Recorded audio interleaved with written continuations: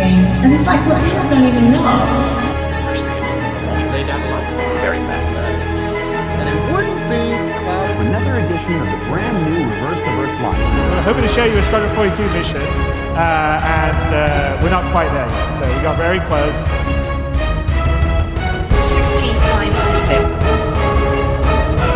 Then we get some trig.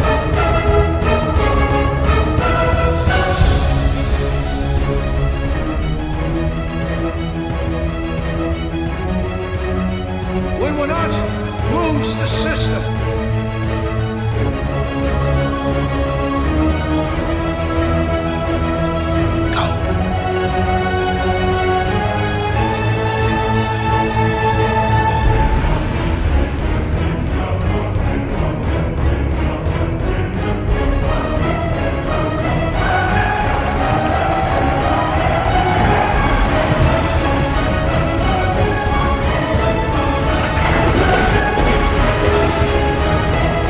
All right, gentlemen, fire up. Now, I know you're all asking, when can I play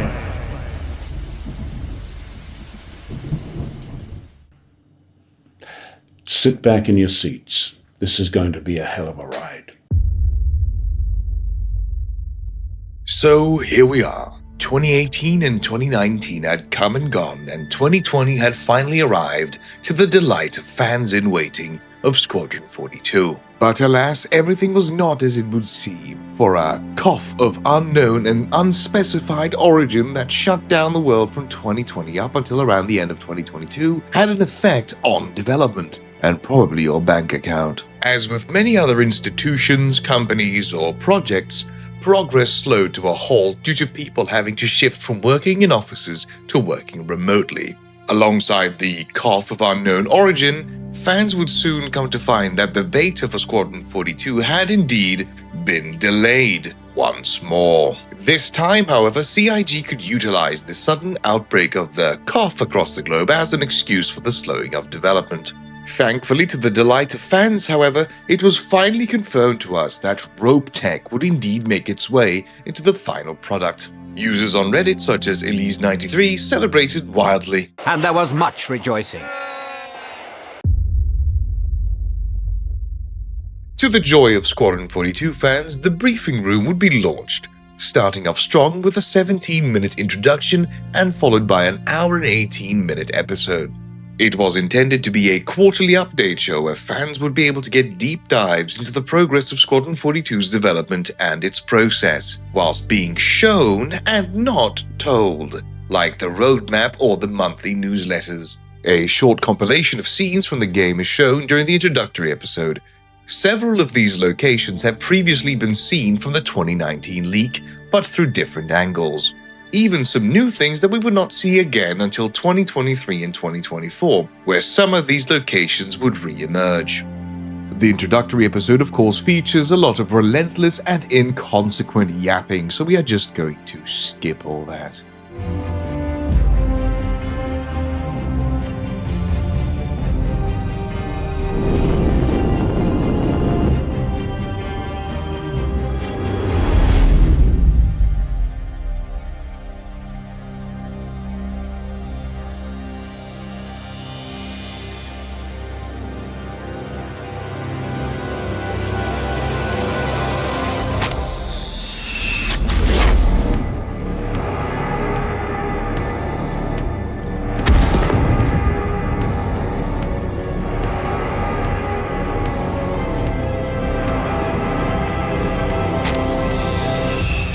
Throughout the episode, we are treated to the showcase of the first post-deployment mission the player character gets put on together with Commander Hamill.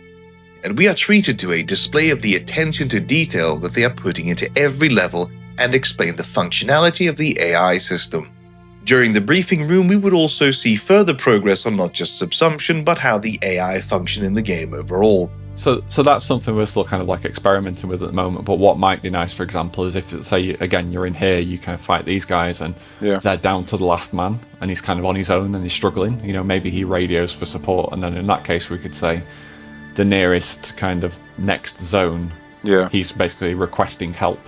And then something else which we've not kind of decided yet for this location, for example, but something we may do in other locations is if an enemy or a group of enemies are struggling, perhaps they call in like dropship support, and then an extra wave of enemies could kind of actually come to the location.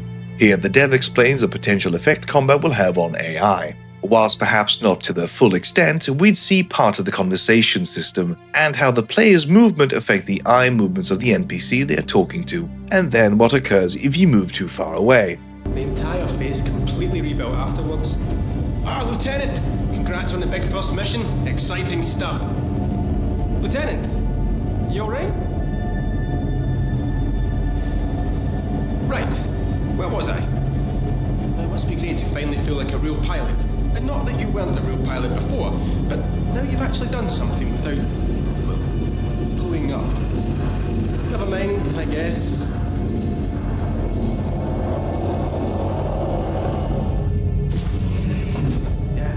The entire face completely rebuilt afterwards. Apparently the lieutenant looked completely different before Vega. Lieutenant! Congrats on the big first mission. Exciting stuff. It must be great to finally feel like a real pilot. And not that you weren't a real pilot before, but now you've actually done something without, well, blowing up. Lieutenant, you alright? Right, where was I? Speaking of pilots, did you hear what happened to Ishitaka last year? So, we were posted out in some backwater system. Oh, I forget which one. Maybe next. Anyway, we decided to go out drinking at this dumper of a trade station. Real dump. Never mind, I guess. Famously, only one episode of Squadron 42's briefing room would air. To the surprise of fans, the show would be ended almost as soon as it began. Why, you may ask? It appears during the introductory episode that Brian Chambers, the lead on Squadron 42 in Frankfurt, is in agreement with Chris that it's a cool and good thing to show work in progress levels, scenes, and stuff. But Chris decided to 180 on this choice quite swiftly. Perhaps Chris getting cold feet was right in the end, as it does give the false impression that the game was closer to completion than it was at the time. But to fans, this communication is confusing. How he mentions in the text how in normal games they don't reveal anything until 12 months before release? But what about our open development? So ultimately, it was a shame that the player lost this potential avenue for more understandable updates, so development continued as usual, behind closed doors. But in any case, closing those doors may have been a good thing, because to be quite frank, the briefing room was fucking boring. Where are you going? What are you doing? Yeah, I thought we were talking, so that kind of exactly. Stuff. Yeah. And then it was, sorry, Nick? I was going to say the whole focus obviously is just on maximum immersion, isn't it? I mean, that's, that's been Chris's remit from day one. That. Now, after years of headache and worry, 2020 would mark the culmination of the CryTek vs. Cloud Imperium Games lawsuit. Thankfully to the fans and to the detriment of CryTek, Cloud Imperium would sort of win on most of the points. They won because they did not lose. But to dismiss further legal action from CryTek, Cloud Imperium and CryTek would instead opt for an undisclosed agreement. On March 24, 2020, the case was dismissed with prejudice, and CryTek would never be able to bring up the charges again. CryTek and CIG having to bear their own attorney's fees and costs, and CIG also gaining a perpetual license for CryEngine. 2020 would mark what I would personally consider to be the silent years, with the Cloud Imperium mostly shutting the doors on the overall status of Squadron 42. Continuing with the monthly updates, but progress was still unclear for backers. The roadmap's progress tracker is rather infamously difficult to gauge as to what the status of features, content, tech, and deliverables actually are, and how these systems depend on each other, leading to further confusion and frustration within the community that still vehemently supported Star Citizen despite its flaws, but still worried by the progress of Squadron 42. Chris would go so far as to compare the development of Squadron 42 and Star Citizen with the difficulties of going to the moon. Here we can also hear Nick Elms, one of the developers on Squadron 42 that you may or may not have seen during the course of this retrospective. But here he speaks on calling all devs about the status of Squadron 42 with Jared. Cool. Now, we talked to Brian earlier about the roadmap and how difficult it can be to track progress on Squadron 42, at least publicly, without spoilers and stuff like that.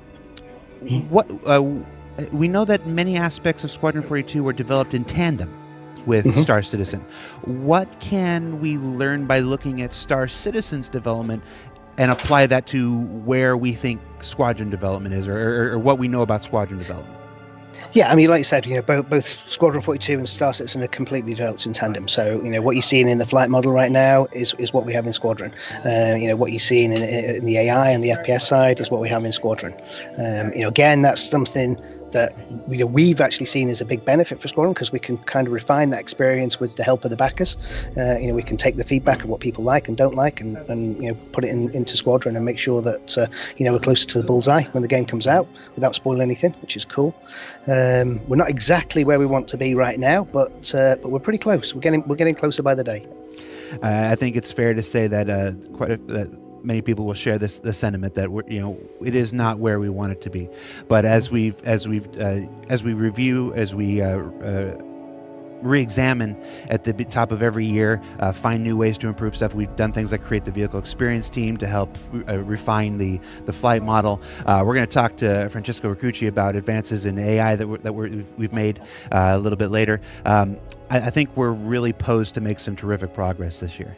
Yeah, absolutely. Yeah, we've had some really good hires, some new additions to the company that really made a difference in those areas. And like I've mentioned previously, I will not be going in depth in regards to the monthly reports, but instead only pulling from the more interesting bits for your viewing pleasure. A lot of videos being compiled by people and sent 3 or 4 gigabytes every day, relying on people's internet speed. Have you got it yet? I get a lot of that. It takes a little more, a little bit more time than it did. There you are, a fan in 2021, desperate for any new updates on the game that you have awaited for years, for crumbs or mere morsels of information to snack on as you wait. Alas, nay, all you instead receive are still lackluster monthly reports alongside of a roadmap that you are trying to discern what any of it actually means. You are frustrated. You are angry. You are hurt. You buy another spaceship.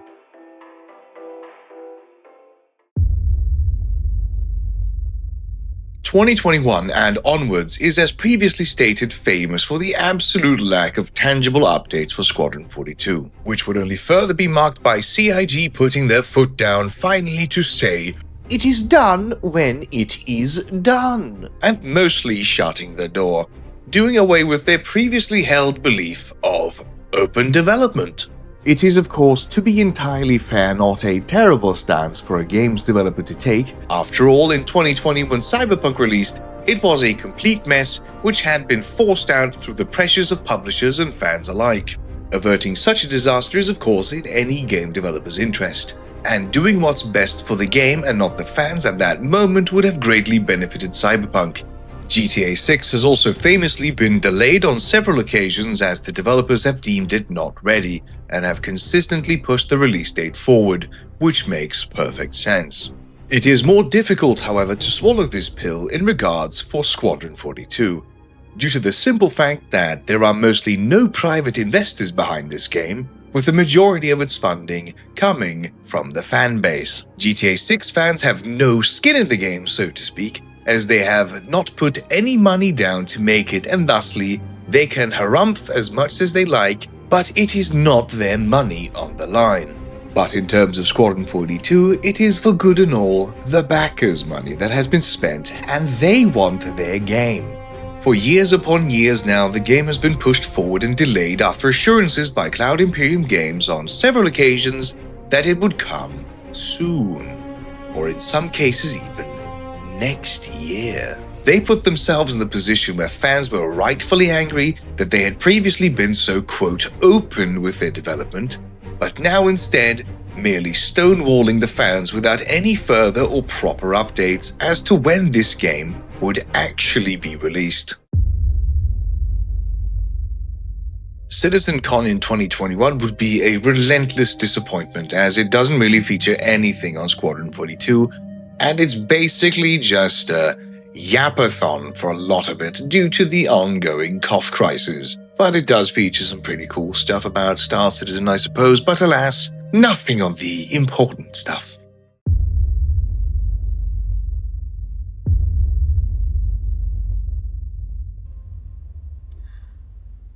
What the fuck is this? Accountability is something that Cloud Imperium Games, no, Chris Roberts has struggled with since day one, because ultimately, he is responsible for what messaging his company and his games put out towards the community and the world at large. And after years of being forced to read a confusing roadmap and a series of lackluster monthly reports, in 2022, Cloud Imperium had had enough of fans asking when features previously promised for both Star Citizen and Squadron would be released. This would all culminate in the Roadmap Watcher controversy, where Cloud Imperium Games, not metaphorically, philosophically, or allegedly, but actually shat the bed in their communication with their fans. It got so bad that even outside news media took note of this unforced error by CIG. Whilst obviously not discouraging fans from funding, it did shake confidence in the project in large segments of the community that took some time for CIG to recover from. One could argue that they never really did recover the reputation that they possessed before. Of course, one could be accused of reading into it far too much, but upon having rewatched hours of content that CIG have put out over the years, I must say, in spite of all the innumerable examples of utter cringe and embarrassing moments, there was still an innocence to all this. And this innocence is something that faded and has almost disappeared in the current day. Their outward image is far more polished and clean, and marketing appears to hold a covetous grip over the company. Money keeps pouring in every year, and we have seen less and less of the man who founded it all. It was, after all, Chris Roberts' dream that began all this, and as time has progressed, at least I would accuse them of emulating more and more that same publisher mentality that he railed against. It is understandable that communication mess-ups doth occur in a company the size that Cloud Imperium Games had grown into. It naturally, as a consequence, has a lot of moving parts, but so does a body, and if a waitress suddenly slaps a guest, you are still in a position to be fairly criticized for what the hand did. But as always, I'd encourage you to look back at the previous Citizencons around the verse and other Star Citizen media yourself and make your own mind up about this. But I find their behavior around the Roadmap Watcher controversy to be inexcusable. Thought it'd be really useful to come by and tell you all about some of the subtle things and the gameplay aspects that we're working on that maybe you haven't heard from Todd or Tony or everyone else that in today and during the ISCs, because we sort of try to keep the Squadron stuff close to our chest to really sort of surprise and impress people when we do it. And so we thought, why don't we just come by and maybe just talk about little things, maybe show you a sneak peek of something here and there, and not everything, because we're trying to keep it close to our chest until it's really ready to let the baby out of the carriage and it's beautifully dressed and all the rest of it. But hopefully it'll give you guys some insight to what's happening, and also understand that a huge amount of the development resources, even if you think they're working on Squadron, are ultimately working on stuff that will be in the persistent universe. Another year, another con. For 2022 truly had the yappiest of seasons in this saga indeed, with a 2-hour talk by the leading men themselves. Richard Tyra, who was the head of Star Citizen development, but who would also later go on to become the head of development of Squadron 42, would appear in this little session.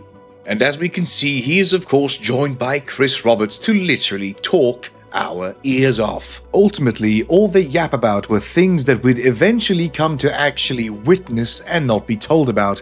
Bloody hell, what was that called again? Ooh, Asiado Station makes a return. Oh yes, reach out, grab the thing. And also the big thing that Chris said there is it's systemic. There's no markup. If you want to go and climb all over a ship, you can do. If you want to climb over a space station, you can do. If you want to climb over anything that's in EVA, it has a surface, you can put your hands on it. It's got a big enough space to put your hands on it. It will work. The Asiedo station would be shown again, being utilized to show the push and pull mechanics in zero gravity that we'd not see again until this year in 2026. Years had passed since the last proper showcase of anything Squadron related.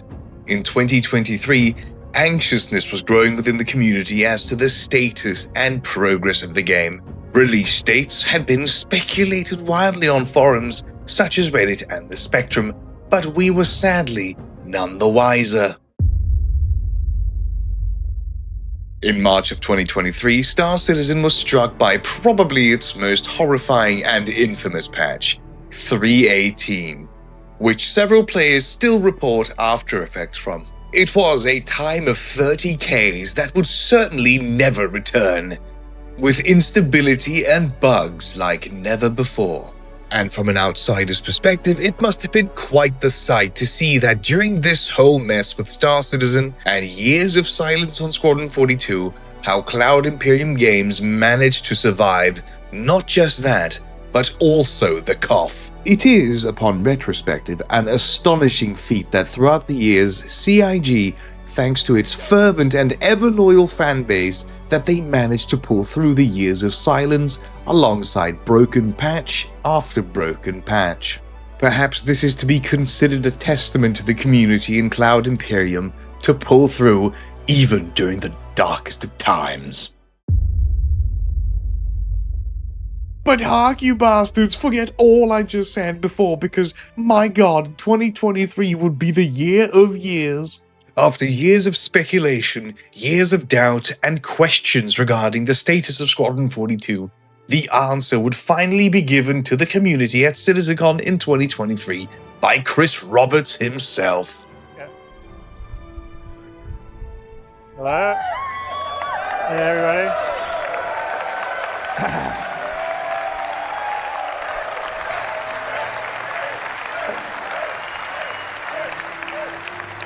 But one of the real reasons why we wanted to show you this Citizencon is because we've hit an inflection point on a lot of the features, as in they're either finished or they're in polishing stage, which is why we're showing them. So everything that we've been showing you here at Citizencon is our intention, not making 100% promise, just so everyone remembers that, to get them into Star Citizen through next year. So it's not going to be gated on having to be after Squadron 42.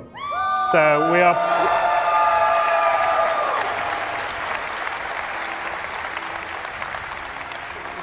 So we're planning over the next, Q1, Q2, Q3, Q4 of next year. Hopefully everything that we've shown you, you will have in your hands playing inside Star Citizen.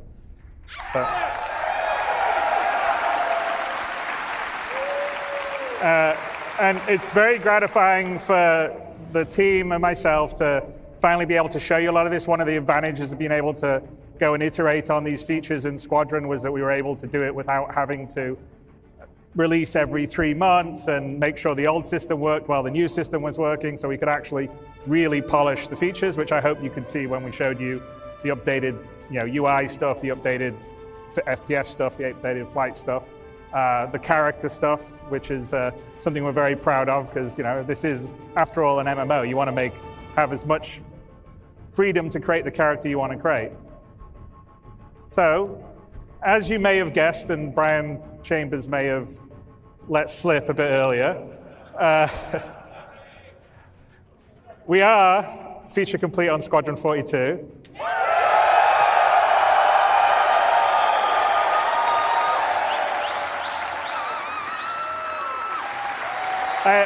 I am not, you will not get a release date from me today because, first of all, you always get very angry at me when I give dates.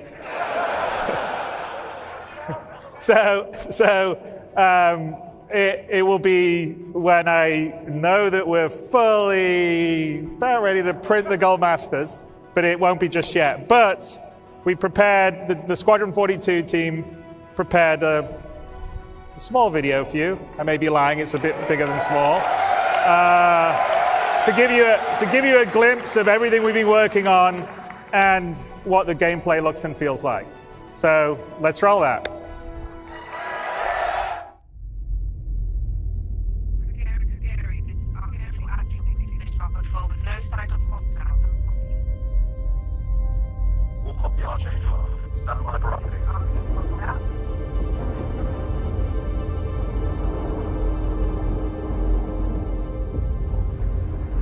Archangel 6, come in. Go for 6. Getting a faint contact on bearing 287. You picking that up? Yeah, got it. Scanning now.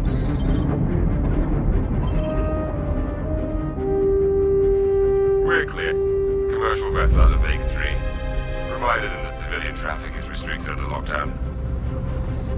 Copy that.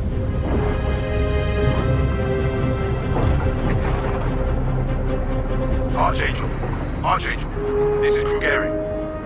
Come back, Krugeri. Redirect to sector 7 Bravo Echo for immediate tasking. Copy that. On our way.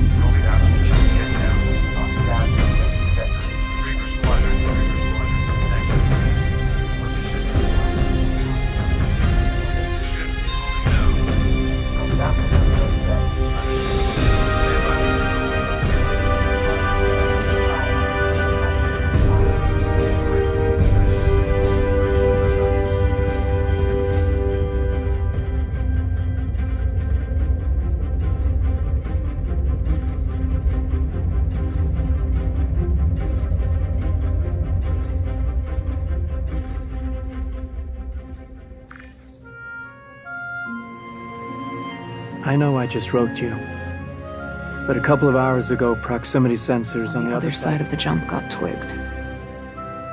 Word is it might be that clan we've been battling with. I guess that last fight didn't scare them off quite like we all hoped it would. Honestly, we've been out here so long, I don't know what to pull for anymore. I just wanted to let you know. I'll write as soon as I can. Stay safe. Your loving son.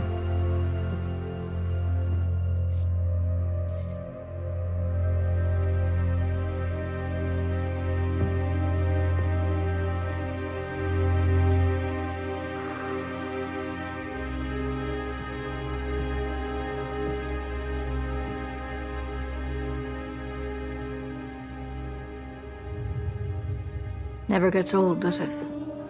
Sir. Eddies. I used to do the same thing when I was first coming up. Post up to the flight deck whenever I could to watch the launches.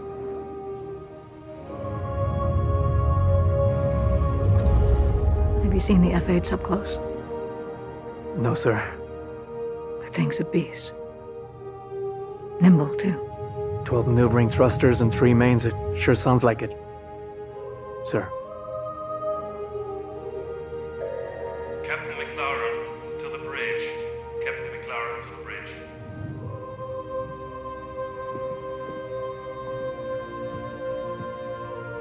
I saw you apply to the Flight Academy again. Yes, sir. Keep your head up. Took me a couple times before I got in. Thank you, sir.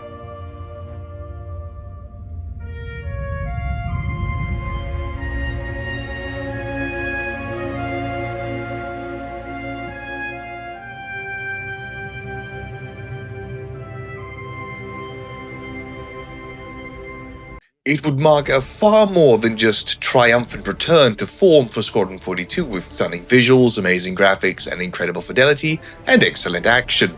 Finally, after 13 years of waiting, ropes were indeed confirmed and shown in the game. All attachments into a single handheld device, and allows us to create really interesting challenges, including physics-based puzzles using our updated rope tech.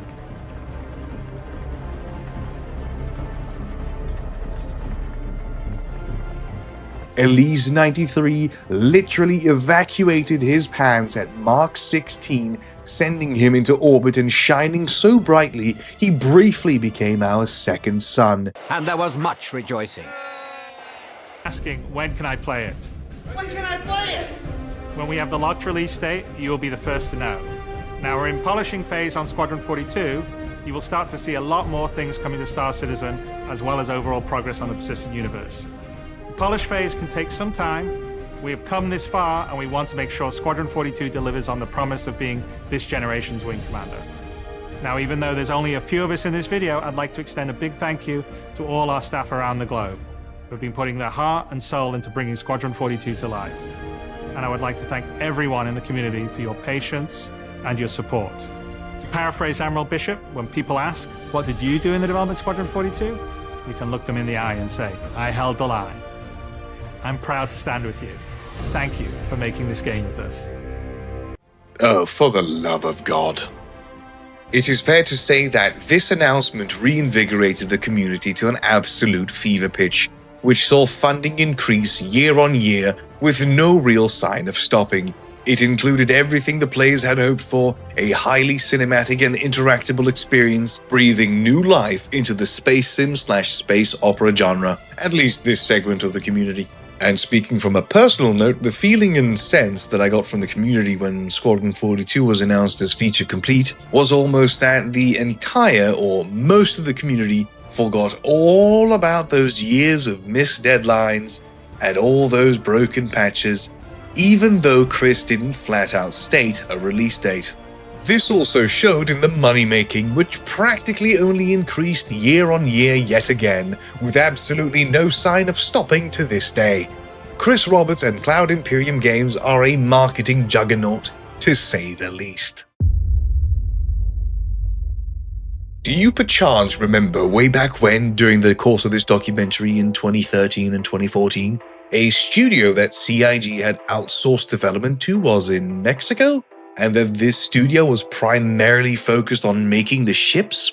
Well, dear viewer, that is about to pay off. I'm not saying that CGBot did this, but for some reason a model of the RSI Galaxy was leaked by someone and then featured in a Mexican Super Bowl commercial. You can't make this stuff up. In 2024, during Citizencon, we would yet again see more iterations on the appearance of Gary Oldman and Gillian Anderson. I saw you apply to the Flight Academy again. I saw you apply to the Flight Academy again. I saw you apply to the Flight Academy again. We will not lose the system. We will not fall back. We will win because we have to. We fight today. So in 40 years from now, when you're surrounded by everything and everyone you hold dear, and they ask, what did you do? Mark, look, I made a mistake. A mistake? Yes. With the 1 hour 2024 gameplay reveal of the Squadron 42 prologue. They have had really fun playing around with them for years, with hair colors, wrinkles, and beards and whatnot. Perhaps this will be the final version? Nah, there is so much more to change.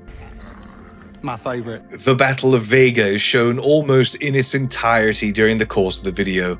We also get to see the first on-screen appearance of the Xi'an during the trailer at the end of the gameplay video. A fun fact is that the Vega system is a reference to the Vega sector in Wing Commander.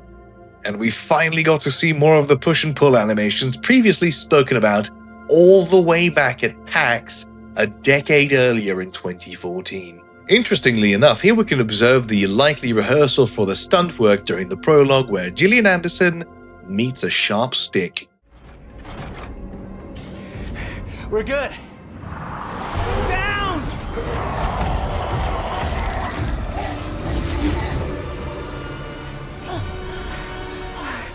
Captain. One does feel quite a bit of a catharsis seeing all this work come to fruition after all these years, especially after having revisited everything before this. Go.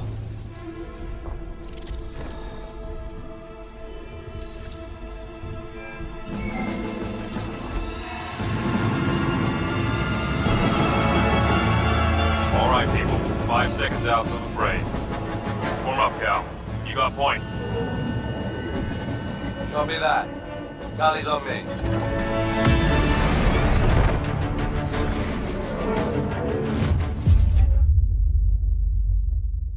So to highlight this new era of Squadron 42 in 2 years, CIG revamped their Squadron 42 newsletter from a monthly report to a quarterly newsletter instead. These newsletters would be met with enthusiasm that would ebb and flow with each release. From top-secret Vandal transmissions that the fans got to translate, to a big outdated map of the Odin system where, remember, they said 90% of Squadron 42 would take place, to an interview with a random crewman.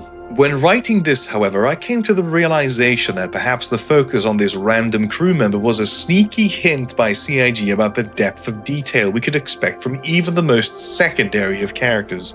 Overall, the quality and appearance of the monthly reports are usually excellent, but the content is what was lacking overall. One of the best ones, however, is one that highlights the excellent music for the game and how it further embellishes the world.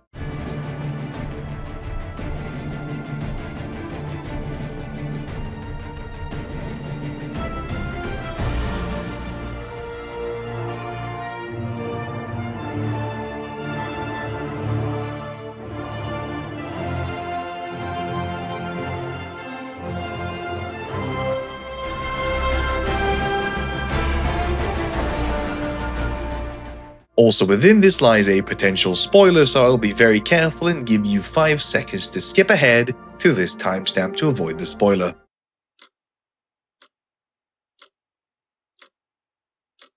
As we can see here, Gary Oldman has a rather heartbroken expression on his face in this scene. This can of course be due to Admiral Bishop feeling immense loss at the thousands of Navy personnel and hundreds of thousands of killed civilians on the planet's surface. Seeing as he placed his hand on this particular casket of all those in the room, this could potentially hint at the death of Captain McLaren, Ernst Bishop's daughter, aka Gillian Anderson's character. But it is of course pure speculation and it could be due to several causes, but I find the assessment that it is McLaren highly likely.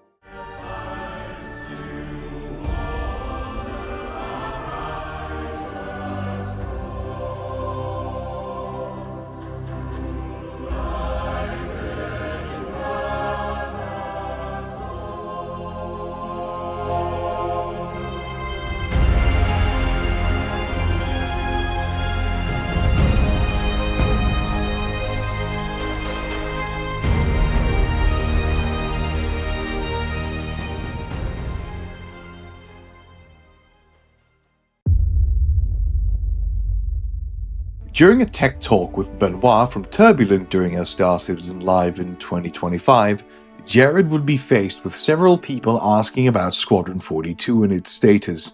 Naturally, many fans were once more hyped and happy and holding the line, eagerly awaiting Citizencon 2025 that'd soon be upon them. Jared would, however, be faced with a difficult task of informing the community that in spite of fervent speculation, there'd be absolutely no Squadron 42 presence during this year's Citizencon. But during his explanation, it can be said that he goofed a little. Although being firm on the no-show for 2025 Citizencon, it was still strange as he appeared so confident that they were doing everything to reach the lauded 2026 goal.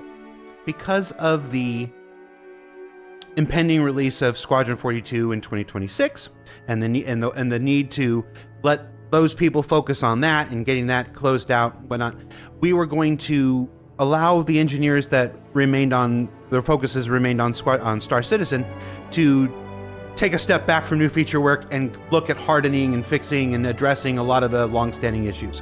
And during the course of the tech talk, Jared also brought down the hammer to state firmly about CIG's full focus on meeting the 2026 target.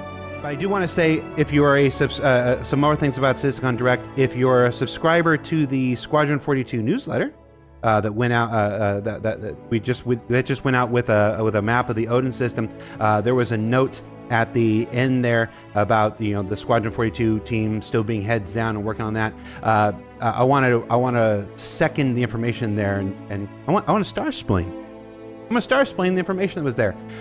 There will be no Squadron 42 presence at Citizencon Direct this year. So just in case there was any kind of people were like, I didn't quite understand the message, or maybe the message wasn't fully clear and whatnot, and if it wasn't, maybe that was on us. That team is heads down. We drew a line in the sand when we said 2026. I don't know if we're going to make it. I just know that we're going to do every single thing possible to make it. To the disappointment of many a fan, Squadron 42 was indeed a no-show for 2025. All that was left to fans was simply the grinding wait. But as we had come this far, as we had waited this long to get to this point, another year doesn't matter, right? This is the room where we have lunch every day, and if you get here early enough, croissants, if the weapons team hasn't stolen all of them. Over here, we got some cool mannequins representing different aspects of the game. You got the ever-present, Hurston security armor over here. That's really cool. You got your Dusters armor right here. You got this guy from a game that we're not talking about today. Finally, a decade later, we had made it. The community has stuck with CIG through thick and thin and has entered the launch year of Squadron 42 in 2026. But many of us were lost along the way. Think back to those people who died waiting for a game they believed would be released before their time came to a close. Think back to all those friends which you swore up and down to that in your little Aurora Legionnaires that you would conquer the stars together and carve out your own place in the verse. Where are those friends now?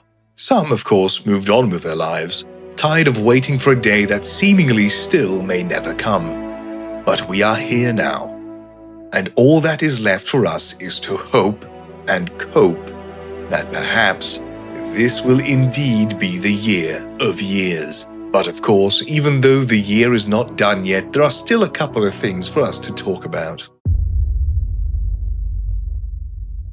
The Buyback Controversy is a hell of a way to kick off a marketing campaign, let me tell ya.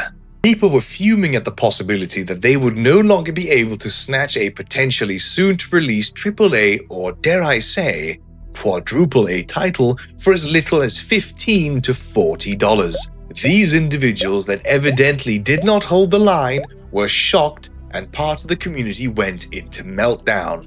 In the Star Citizen hangar on the RSI website, you can melt certain ships, items, and even the games down for store credit. But if you do that, you can't actually play or access those games, FYI, don't do it. These items are usually always placed in the buyback section of your hangar, where you have the option for an uncertain time to buy these things back, which then of course means you do not own them, which the individuals that decided to melt their copy of Squadron 42 didn't seem to grasp. These people genuinely believed that CIG would let them keep an unknown number of cheapo copies of Squadron 42 for as low as $15, meaning that people could sell these copies for far cheaper than CIG could, meaning that CIG would have to compete with their own previously sold stock of Squadron 42 copies, which is of course insane that anyone would think that they would allow this. People were also angry at the fact that they received no warning that this was going to happen. But they did.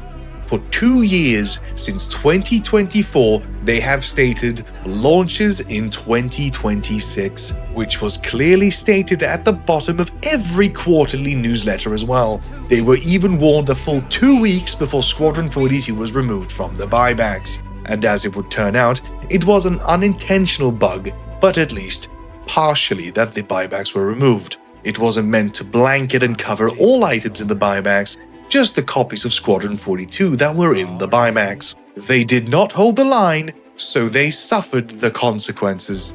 Fucking deserters. One would of course be a fool to suggest that GTA 6 will not have any sort of effect on the release for Squadron 42. GTA will be a thermonuclear bomb once it releases onto the gaming world, and its impact is likely to be beyond immense. It is a cultural juggernaut of which like we rarely see. But I must bring forward that I believe it may not possess as much of an effect on Squadron or Star Citizen as people like to believe. Even Chris Roberts was very confident of the success of his games, like he stated years ago. Just to talk a little bit about Squadron 42, I would put it up next, just as a standalone project, next to any AAA, big publisher, big budget game. I am 100% confident that it can go toe-to-toe with any of those games and, come out on top. Well, if you like space games, that is. Chris Roberts believes fully in his game, his product, and perhaps even his life's work. And there is reason to believe that Squadron 42 can stand on its own in spite of the shock of GTA 6.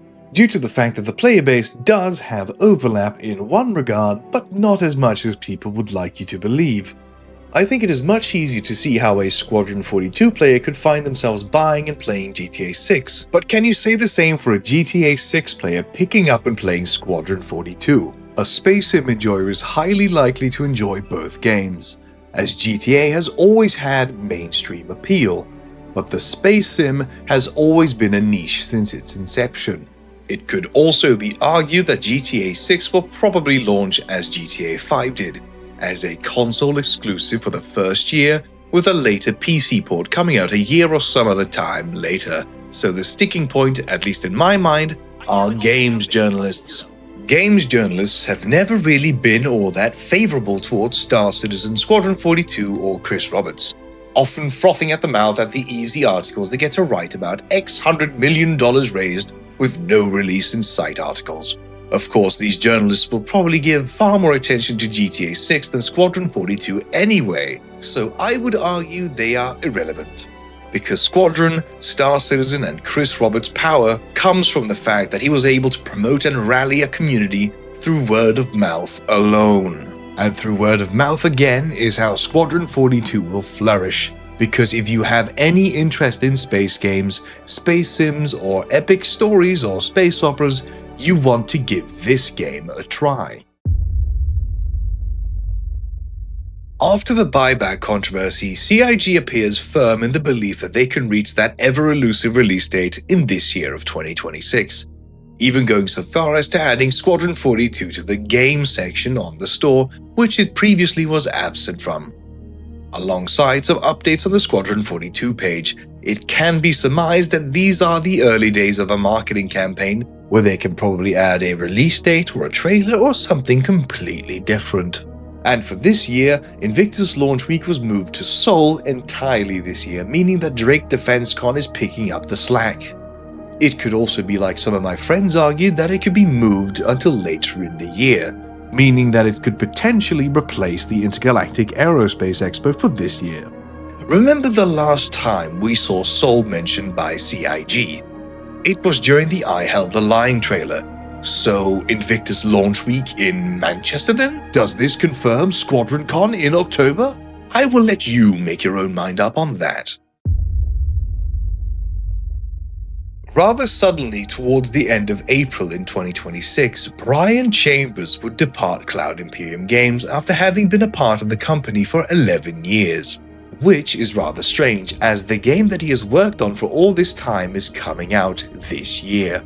Would it not make sense for him to stay at least until it lands before he moves on? It is a strange move that could be caused by several factors, but until he reveals it or someone else does, all we can do is speculate. Again, newsletter subscribers were faced with the nose-pinchability of some of the quarterly reports. The feeling within the community towards the quarterly reports were a mix of quick interest to then be faced by a wall of apathy. with the ones on display at the start of the release year truly being a sloppy mess that an intern surely put together in the span of 5 minutes. Someone procrastinated the March of 2026 newsletter, and you can't convince me otherwise. Yes, this interview was in February, but there is still reason to worry a little bit at the split communication that is, mind you, only 3 months apart.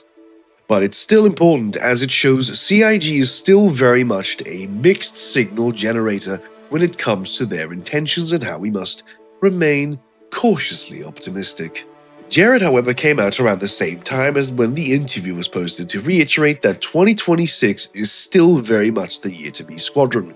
And thusly, as this is the most recent statement by CIG, it must be concluded that it is confirmed for Q3 or Q4 in 2026. And in that new DefenseCon spirit of sharing things early, let's carry that over and talk about the rest of 2026 for a bit. Now, throughout the remainder of this year, we intend to deliver the newly reworked and fully instanced debut of Siege of Orison, the new Genesis-built planets of the Nyx system, Starware and Starkitect goodness, the enormous multi-staged instance Municipal Works operation, a whole bunch of new ships and vehicles and additional gameplay features and quality of life improvements. There's an Apex $7 car that can literally pop its head out at any moment. And of course, as if anybody could forget, Squadron 42. There's a lot we got going on for the remainder of this year.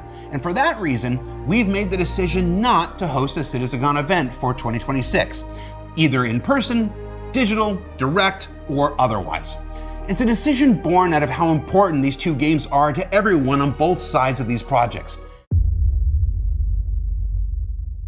And here, dearest viewer, we have come to the end of our story. After the very long and arduous process of researching and documenting Squadron 42's history, I can finally say that I am complete. I am satisfied that I've done my best to maintain as objective of a stance as possible, and I hope throughout that this has indeed been the case and that you feel the same. Some things may of course be embellished for the sake of comedy, but the truth beneath must in my mind always be respected. This has been a journey of journeys that I'm more than happy that I was lucky enough to get the chance to complete this as my unemployment draws to a close. It's been a wonderful experience to go through all these years again, reliving a lot of great and terrible memories along the road to make sense of this crazy roller coaster that we're all on. I wish to reiterate that I still very much love this project, and I wish desperately for it to succeed, but I cannot hide from the sense of frustration that they have given me. Through the missed deadlines, constantly blazing through the path ahead with no regards as to what they were actually doing. And as I see it, it never really appeared as if they had a plan on what they were doing after a certain point due to the feedback loop of funding and feature creep. The project became, or has become, an Ouroboros or a Jormungandr that is constantly eating itself and rejuvenating itself. It's understandable also that their level of polish, experience, and marketing got better over time, but I do still miss the optimism of the early days, and I wish that they'd go back to that more innocent CIG. I know it's hard to be an innocent billion-dollar company, but at least try a little bit. I still expect clearer communication, of course, as that is what we are owed, as this is still supposed to be a project in the category of open development, and from what I've been able to research, they have been closing the doors on development more and more. But ultimately, from all that I've seen and heard, I think that Squadron 42 will be a fantastic game. I think it can be proven with the evidence that I provided over the course of this work, and also from my gut feeling, or vibes, if you wish to call it that. Perhaps I may even manifest its greatness, but I do indeed believe that they have been cooking, and we are in for something special. If there are any major updates to Squadron 42 and its progress, I will of course make follow-up videos, perhaps calling them an addendum to this work as a bit of a series. But the last major update I expect to see from Squadron 42 this year, however, will be a release date and/or a trailer. Even if you were only here for a quick pit stop to hear all about Squadron 42, I appreciate you taking the time to watch my work, and I appreciate you for sticking with me for this long until the very end. Thank you again very much for watching. Please remember to like, comment, and subscribe if you do feel so inclined. And if you wish to support me financially, you can do so on Ko-Fi or by becoming a YouTube member. Thank and bye. And then we get some drinks, and I'll be there and sign things, and okay. I just know that we're going to do every single thing possible to me. I'll bet you stay up late nights just polishing it, huh? Which is obviously why it's going to take a little longer than we originally thought, but I think... Sit back in your seats. This is going to be a hell of a ride. Take care.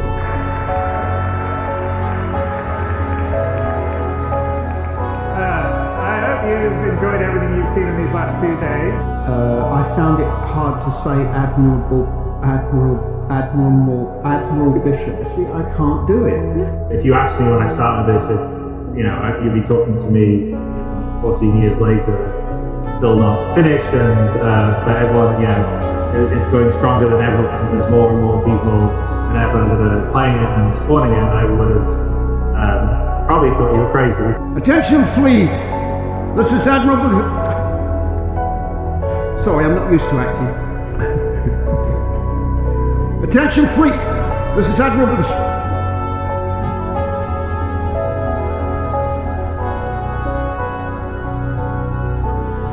Attention, fleet! This is Bishop. You are ordered to immediately withdraw. Who the hell are you? So we got about 4 hours on the live stream. We're going to show you some stuff, talk about some stuff. Here we go. You guys out here who are beautiful, wonderful, early adopters, willing to put up with bugs, jankiness, you know, not a great new player experience. We know all those things are things that we want to fix and improve. And we want a game that everyone can just get into at the beginning, understand it, have fun, you know, pulls you into it, and then has a huge amount of depth.